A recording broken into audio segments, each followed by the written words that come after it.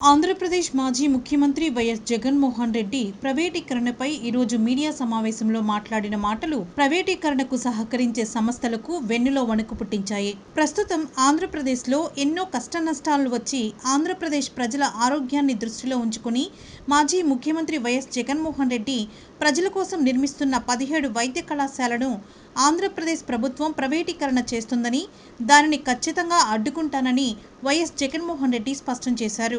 ఒకవేళ ఏమవుతుందిలే అని మెడికల్ కాలేజీలను ఎవరైనా ప్రైవేటు వ్యక్తులు పీపీపీ పద్ధతిలో తీసుకుంటే వారిని వదిలే ప్రసక్తే లేదన్నారు. చంద్రబాబు ప్రభుత్వం ప్రైవేటీకరణకు ఖచ్చితంగా అడ్డుకుంటానని, తనే రంగంలో దిగి ఆందోళన కార్యక్రమాలు నిర్వహిస్తానని రాష్ట్ర ప్రభుత్వానికి సవాలు విసిరారు. కూటమి ప్రభుత్వం ఏడాది పరిపాలనపై అనంతపురంలో సంబరాలు జరుపుకుంటున్న టైంలో వైఎస్ఆర్సీపీ అధినేత వైఎస్ జగన్మోహన్ రెడ్డి విసిరిన సవాలుకు రాష్ట్ర ప్రజల నుండి విశేష స్పందన లభిస్తుంది. వైఎస్ జగన్మోహన్ రెడ్డి చంద్రబాబుపై తాడో పేడో తేల్చుకోవడానికి స్వయంగా రంగంలో దిగడంతో రాబోయే రోజుల్లో రాజకీయాలు ఆసక్తికరంగా మారే అవకాశం ఉంది. మీకు తెలుసు కదా, వైఎస్ జగన్ రోడ్డుపైకి వచ్చి నిరసన కార్యక్రమాలు చేస్తే ప్రత్యర్థులకు వణుకు పుట్టడం ఖాయం. చంద్రబాబు నాయుడు గారికి ఒకటే చెప్తా ఉన్నా, ప్రైవేటీకరణను మేము అడ్డుకుంటాం, అన్ని రకాల పోరాటాలు చేస్తాం.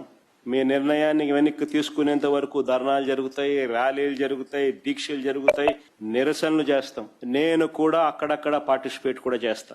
అన్ని రకాలుగా దీన్ని అడ్డుకునే కార్యక్రమం, అడ్డుకునే ప్రయత్నం జరుగుతుంది. నేను ఒక్కనే కాదు, నేను రాష్ట్ర వ్యాప్తంగా రాష్ట్ర శ్రేయస్సు కోరే ప్రతి ఒక్కరికి కూడా పిలుపునిస్తా ఉన్నా, ప్రతి పార్టీకి కూడా పిలుపునిస్తా ఉన్నా. అందరూ కలిసి రండి అని కూడా అడుగుతా ఉన్నా. ఈ ఆస్తుల వల్ల ప్రజలకు జరిగే శాశ్వత మంచిని చంద్రబాబు నాయుడు తీసేసే ప్రయత్నం చేస్తా ఉన్నాడు. దీన్ని అడ్డుకునే కార్యక్రమంలో ప్రతి ఒక్కరూ కూడా ముందుకు రావాలని కోరుతాం. అందరం కలిసికట్టుగా దీన్ని వ్యతిరేకించే కార్యక్రమం ఖచ్చితంగా చేస్తాం.